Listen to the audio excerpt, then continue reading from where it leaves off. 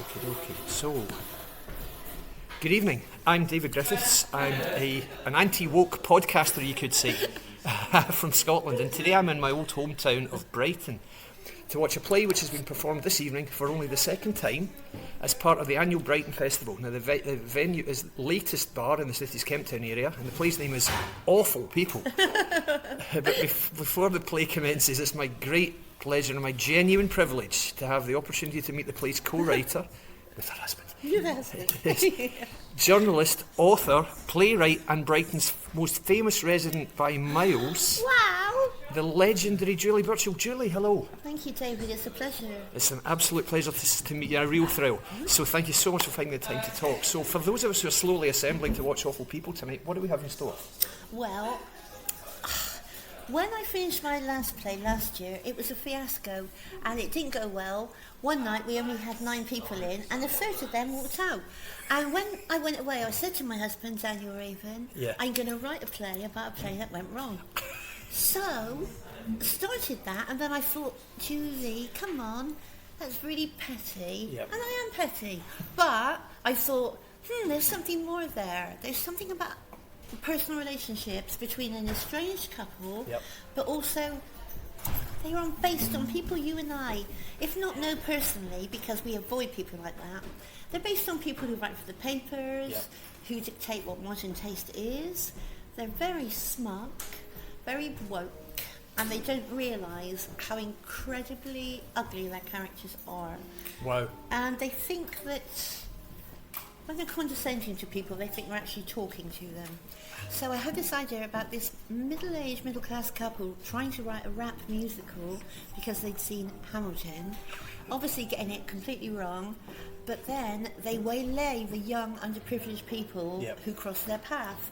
One is their Ukrainian skivvy, and the other is a young black man who comes to deliver food to them. It's a comedy of errors, but it's mostly about hypocrisy and how pathetic virtue signalling is. Wonderful, sounds great. Thank you. Oh, that's terrific. So, it's funny. Also, there's rude and it's got swearing in. well, that's me sold. And I'm voice of the twins. I heard. So there are children in it, and I think this is another area I want to explore in the future. Screaming. Playing twins, yeah. Screaming really loud. Fantastic. I think you'd be very good at that. Thank you. Fantastic. Right, okay, so we'll talk more about it later. You've actually answered one of the questions I'm going to ask, which is great. But can I just take you back a little bit to where, just for the benefit of those people listening who maybe don't know how it all began for you. As a very young Bristolian girl, you answered an ad looking for hip young gunslingers. In the New Musical Express. Yes. It was such a big deal at the time. Gosh, I think it sold something like 250,000 copies a week. I've met people who lived in Australia who said they'd wait 3 weeks for it to arrive by plane. And it was all across the world. I'd just done my O-levels. And I had to go back to school to do my A-levels. And I just thought, I can't do this. Applied for the job, and in the second week of going back from my A-level year, I got the job, and I was well pleased. I was a very innocent girl, as innocent if you can be if you've grown up reading Oscar Wilde and Dorothy Parker. Dorothy Parker. But I was a teenage virgin. I didn't know which end was which, and within a month, I was a very jaded young woman. It really suited me well. I only ever wanted to be a writer, and I was tremendously lucky to get the chance when I did. I don't believe that a working class girl would get that chance now, because everyone's a son or daughter of somebody already in the profession. Exactly. Could not slip under the wire of nepotism. Certainly not. Well, what a fortunate thing it was that they took you on. I understand that there are an awful lot of applicants for that job. Is that true? Gosh, it was amazing. In later years, I'd meet people and they were very Sebastian Faulks, who went on to be best-selling author of many books like Birdsong. He applied for it. Rog Liddell, who went on to become Rog Liddell, he applied for it. And you meet people in when I was in my 20s and they go, oh, you got that job at the NME. It was weird to hear Sebastian Faulks, we don't need another posh boy. Certainly not. No, I think they made the right choice. It's my revenge on the bourgeoisie. Well done you. So, about your time there, you've said in the book that you've never seen so many white men in one place with him. I know you were paraphrasing Jon Snow. Yeah, I wish so. Indeed. But did that help shape you in any way as a character and as a writer, the fact that you had to compete with all these, I guess, kind of macho guys? They weren't macho. If they had been, I wouldn't have had a problem with them. Right. Because they'd have been the boys I grew up with. Right. They were namby-pamby. And they were very sexist and racist, but they didn't own it. And they thought they were wonderful. The assistant editor, when I once, because I grew up just liking black music, when I had to pretend to like punk, I did not enjoy pretending. You know, I used to go out to these awful clubs and watch the Lurkers or the Droners. And go back to my bedsit and tear off my clothes and put on the Isley Brothers when I was 17. And it was mind-blowing. And when in later years I've been called reactionary, racist, whatever, I ain't got a racist bone in my body. I think about the liberal people I met and the assumptions they make about other races. Disgraceful. Well, I can guess who that was. I won't name him, but I can guess. Thank you so much. One question I was going to ask. It seemed back then you could make or break a band with a good review in those days. That's how influential Enemy was.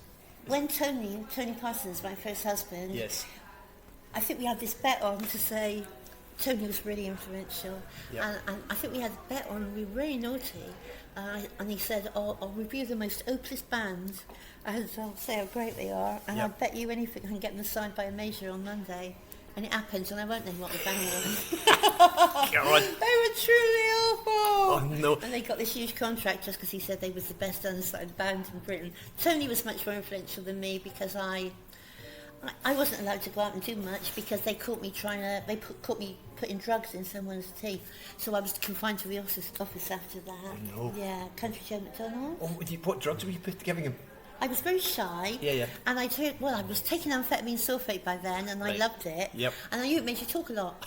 So when I went to see Country Joe McDonald, and they always sent me as a punishment because I was cheeky to see people they knew I would have nothing in common with. So when his back was turned, I just put some amphetamine sulfate in his tea, and his PR told me do it, and God reported me to the editor, Nick Logan. It was just like being back at school, and I got told off, and I wasn't allowed to go out after that. But that suited me because I'm bad at interviewing people because I only want to talk about myself. Well, that's what you. It's good now, the one being interviewed in that case. That's why this suits me. Exactly. One last question on that time. You said you didn't really enjoy the punk music much, and then you and your starter husband, as you've called him, wrote this book together, The Boy Looked at Johnny. Your name, And was that your revenge? Because I know you pretty much criticised the whole punk genre and said they were all terrible. Well, don't remember, we were off our boxes on speed then, and what was I, 19 when I wrote that? 78, so you would have been, wouldn't you? Yeah, it would have been, gosh, I don't remember why we done it. Do you remember we dedicated it to Menachem Begin? Oh, did you? And the Jewish publishers disassociated themselves from the dedication. They put a cute thing in and said, public dedications are usually left for the authors, but on this occasion we must disassociate ourselves from it. And I knew then that I liked causing trouble. Well, indeed. And of course, given that, you started writing for mainstream publications, and you wrote for quite a few, didn't you? I went from The Enemy, which I loved when I was 19. Then Nick Logan founded The Face. Yes. There's a funny story. He said that employing me had caused him to have a nervous breakdown. So when he founded The Face, he said, I'm never going to have people in the office again. So he just had a broom closet with a secretary, and we were all, there was no face office. So I worked from then 20 to 24, and then I got spotted by the Sunday Times, and that's when I got taken into Fleet Street.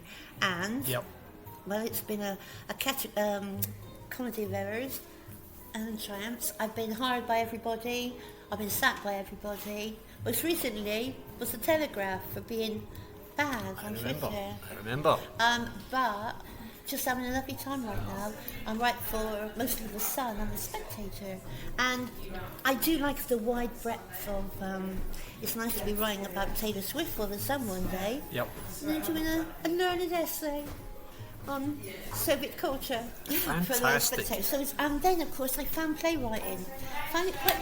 When I was 26 I had a play at the Royal Court, and I loved that. I remember really enjoying the process of going out, being with actors. But I was too intent on just taking cocaine 24/7, and I didn't put my mind to it. And then, when I was, it was just before the COVID, me and my friend Jane wrote a pro-Brexit play called People Like Us. I read about it. It sold out every single night for 3 weeks. Yep. And then because it was such not acceptable attitude to be pro-Brexit Sure. in the world of theatre, that was it, bang, it never moved on. Then I wrote last year, it was an awful musical, Hard Times on Easy Street, that was put on here. It was an absolute shambles, it was a shocker. That was one night when a third of the audience walked out. There was not even a pre-arranged signal. They'd done it spontaneously. No. And but I thought, no, I don't take cocaine. Yeah. I needed a hobby to throw money away on. Totally. And it's more enjoyable. Absolutely. And it's less expensive. See, and it doesn't make you paranoid either, like cocaine apparently does. Theatre can make you well paranoid. Everybody's yapping me at each other's backs. But I love it, and I just, this isn't perfect play, but I just want to get better every year. Brilliant. I've already got a great idea for next year. Great. It's called Missing Miss Ross. Now it's about 3 Supremes just in their dressing room. Yeah. The first time when they go on live TV after Diana Ross has left them. And I don't know if you know, but the Supremes were loved by, was it Johnny Carson or Dick Cavett? Anyway, that's when they always premiered their singles. Okay. And the first time after Diana Ross has left them, they're waiting to do their first performance live without her on the Johnny Carson or Dick Cavett show. Yeah. And it's them talking and thinking about her. Brilliant. And I'm going to write some little Motown pastiches, which I'm totally looking forward to. Fantastic. You're gonna stage it here? Are you going to take it? Have I just got an exclusive? Yeah, you do, yeah. Fantastic. Thank you very much. And of course, you've written several books. I've read it. Was it 15? Jesus. Well, it was ambitious. My novel, I got to number 1. Wow. The rest of them wasn't that successful. My new one, what just come out last year. Yep. Welcome to the Woke Trials, because I was cancelled and then I had to go to an American publisher. Yeah. It's a good book, but it got more typos in than you could ever see in your life. I mean, it was bad proofreading. Dear. One particularly one that makes me laugh is I talk about politics being dragged into the 20th century, but crossing the 21st there. That's true. That was particularly, to get your centuries wrong, it's a particularly crass era, but it was enjoyable. But I guess I love journalism, but I'm very sociable, and I love just the process of coming to rehearsals, being with my director who I adore, observing the actors. There's often not much natural relationship between a writer and performers. But I can learn a little bit from him. Sure. And I learn loads from my director, and I like coming out and I like hanging out. Fantastic. Good for you. Well, just keep doing it, because I can't wait to see tonight's and whatever you do in future. Think you like it? Oh, for sure.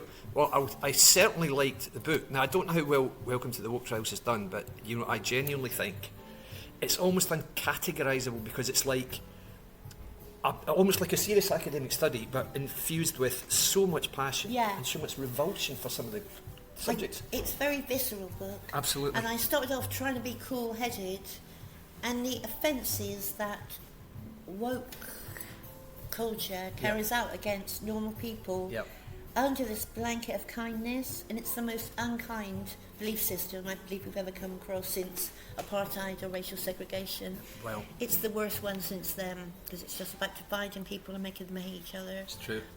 I'm a Christian, and I think it's the devil's work. Well, good for you, because I think you're not far wrong. wrong. Are you a Presbyterian? I was very much christened in the Presbyterian faith, yes. It's an amazing faith. Yeah. Do you know that the Queen automatically became a Presbyterian every time she went to Scotland? Bless so she died as a Presbyterian. Oh, I didn't know that. That's fantastic. Oh, I mean, it's not fantastic she died, but it's fantastic that she was of that faith. She loved it, that I like very plain faith. Yes. And there was once a young man working at her chapel in Scotland at Balmoral, and he said to one of his superiors he wanted to wear a chasuble, which is a Catholic thing. Yeah. And his superior went to the Queen and said, "Is it all right if that young man wears a chasuble?" And the Queen says, "He could do what he likes, as long as he doesn't do it in front of me." Oh, fantastic. I always like the Queen. Well, that was such a Presbyterian thing to say. Absolutely brilliant. Oh, I love it. But, the fact that you've said in the title, identity is killing progressive politics, I'm quite involved in politics. I actually stood for election 2 years ago. I didn't get in. What did you stand as? Well, I was part of a unified party. It was called All for Unity. Ooh. It contains somebody you probably wouldn't like very much. Who's that? George Galloway. He's amusing and he's a character. Yes, he is. And he and I have nothing in common other than our stance on Scottish nationalism and how much we hate it. So we stood for that. But I was at a demonstration outside Holyrood, and it's for women demonstrating against the erosion of sex species. And he's one of us in that, is he? 100%, 100% indeed. But what was really interesting about that day, there were these elderly lesbian women, lots of them, lovely people, very, very nice people, and there were guys males in dresses and makeup screaming abuse at them. Yeah. What's progressive about that? Yeah. It's a new way. It's given misogyny a whole new lease of life, of course. Isn't it dreadful? But I noticed you said about how difficult it was, or the stuff that you were researching for the book. Some of those passages are so disturbing. Now, was it very harrowing to research and to write that stuff? I'm not a very sensitive person. Right. It's shocking. It was probably the most horrible stuff I've ever had to think about. But I'm not a sensitive person. Stuff does tend to bounce off of me. Right. I've been a hack, don't forget. I've been a hack since I was 17. I'm 63 now. You can't be a hack that long and be tender. It doesn't work that way. I'm very grateful that I went into a profession that toughened me up. Because I was quite a shy little girl. Sure. And got toughened up very early. And I think if you're tough, it's the only way you can live a really happy life. Understood. Yeah, well, I think you're probably right. You have to, what's the word, harden your heart, I guess. I think it's more fun to be tough. Yeah, I think and you're right. You probably can do more. I've got friends who spend their lives permanently feeling sorry for people, and they don't actually do much for people because they're feeling sorry for them so hard. Yeah, no fun at all. Talking about friends and people, you've always said how much you love living in Brighton. You still feel as passionate? Despite everything. And we just checked the greens out, and it's the first time I've had a chance to feel like a great Labourite again. Fantastic. The Labourites have got an amazing leader called Bella Sankey, young woman, mixed race, and she's now forsworn all the wokery that Labour used to have. Thank goodness. To position herself properly against the Greens, and Caroline Lucas sent her a text of congratulation, and Bella Sankey just said, "Thank you, but I don't want this. You've spent the last 10 years running the city I love into the ground." She's quite right. Very hopeful. It's nice to be in Labour again. Oh, Daniel! That's my husband, Daniel Ray. Hi, Daniel. Hello. This is David Griffiths and my director, Karen Todd. Go on. He loves him. What do you think? This is cool. How cool is that? Yeah, that's cool. That's Thank not. you. Thank you. Just for the benefit of the listeners, I just showed Julie my T-shirt there, nothing else. But it was this, what I would say is it's an interesting thing that you're talking about the old-fashioned Labour, which Brighton used to be a water town. When I moved down here, the mayor was a man called Ian Duncan. He was a working-class Scotsman. He was tremendous fun. But then the Greens got... It's funny that when the Greens made such gains in the last election, in the local elections, they got totally chucked out here. And there was a great essay in Spike by Adrian Hart, who was here, and it said, everyone loves the Greens until they live in a city controlled by them. They closed down the public toilets. They closed down the tourist office. But they bought that eyesore, the 360 on the seafront. It cost £40 million. What are they going to do with it? Nothing. God's sake. So, in terms of young people in Brighton, are young people in Brighton closer in character to Julie Burchill or the appalling Lloyd Russell Moyle? The appalling Lloyd Russell Moyle, but that's because it's a great student city. We've got 3 universities. Yes. The students come down here.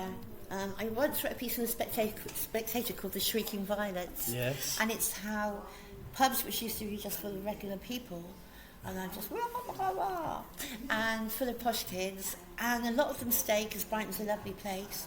But even if they don't stay, they're allowed to vote, and that's why the Greens have been in power for the past 12 years. Oh, what a shame. But there's something about Brighton you can never quench or squash. It's essential working class vulgarity, and I guess that's what's kept me here. I think that's a really good point, because way back in the day, Brighton made its name from businessmen bringing their secretaries here for a dirty weekend. That's where it became famous. Yes, wait. Gosh, we are from another age. Aren't we just indeed? So my goodness, this must sound terribly. No, I liked it. Yeah, it's all right. Thank you. So in the book, you made it clear you don't have an awful lot of regard for really anybody in UK politics at the moment. Is there anyone who gives you any hope? Anybody you can think of? Gosh, there were so many Labour people I liked, Labour girls like Jess Phillips and Lisa Nandy. Sure. Until they turned out to be trans mates. Yes, quite. Is there one? The awful thing is now, I like Tory women, like of course Miriam Cates, and of course I worship at the shrine of Kemi Badenoch. Absolutely. But I think Tory women are going to be the future, and it's so extraordinary that Labour still work. And Labour women are awful. Yes, I'm afraid Shocking. and they've got terrible hair, all of them. It's awful. You were right about Lisa Nandy. She's like a Mardy Coronation Street actress. I'm carrying this She was. I know. I loved her until she turned out to be a trans it's Stella Creasy, all of them. That's poor. That's poor. So, for the benefit again of the listeners in Scotland who may not have seen your Spectator piece, we've seen the very welcome demise of ex-First Minister Nicola Sturgeon. What was your reaction, Julie? When Sturgeon was chucked out. Yep. Wow, it was like winning a Mild War or something, isn't it? Yes. And the poor wee thing.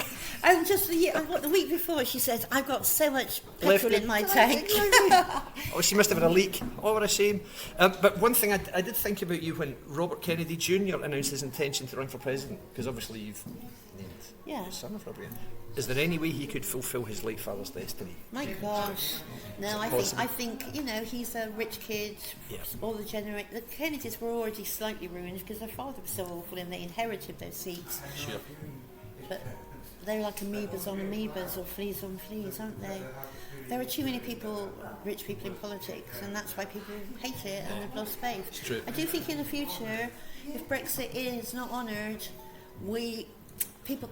decent people throw up their hands and say, isn't it dreadful that Italy's got an extreme right government? If they want us to have an extreme right government, you can go ahead and just honour Brexit. Exactly. And you'll get that, and then they'll turn around and go, oh, we didn't want this, but I love democracy. I love people having a nice, peaceful time. Quite right. But if Brexit is reversed, we will see.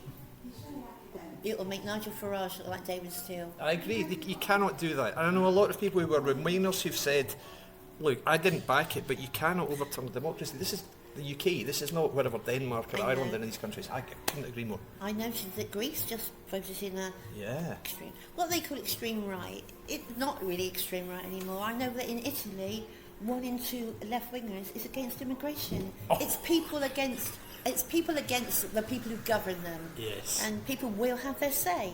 And Brexit would have been a peaceful way to let us have our say. Quite. Agreed.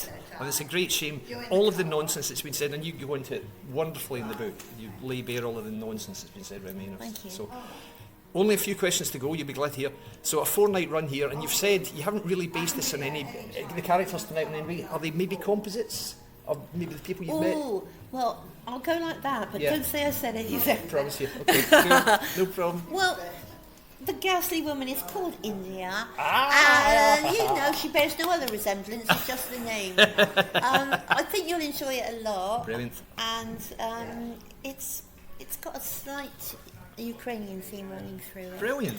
I just think you'll find it incredibly enjoyable. Good. And they're composites of people I don't like, and the minute they start talking, you'll know. You'll see it's me, ventriloquizing them. I love it. I've got my hand up their bum.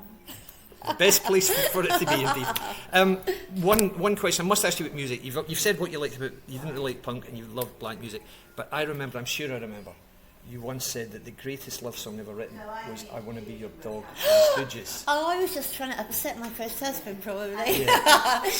So is anything overtaking it? Do you love the Smiths? Do you love the Smiths? Good for you. I adore the Smiths, and I saw Morrissey live for the first time last year. Oh, did you? And I was ready. I was like 62, and the minute he started playing "Sweet and Tender Hooligan," I was in the expensive seats. I was just sort of screaming like a teenager and waving my arms around. I've done that in 20 years.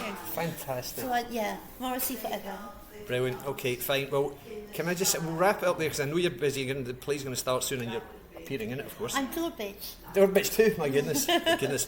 Julie, it's been an absolute delight to meet you. Thank you so much. David, I've actually enjoyed it. Thank you so much, Julie. Really appreciate it. Can I possibly take a photo with you? Would that be okay? I'd love it. Oh, thank you. Well, I'll stop this now so that I must just make sure it saves. Hold on.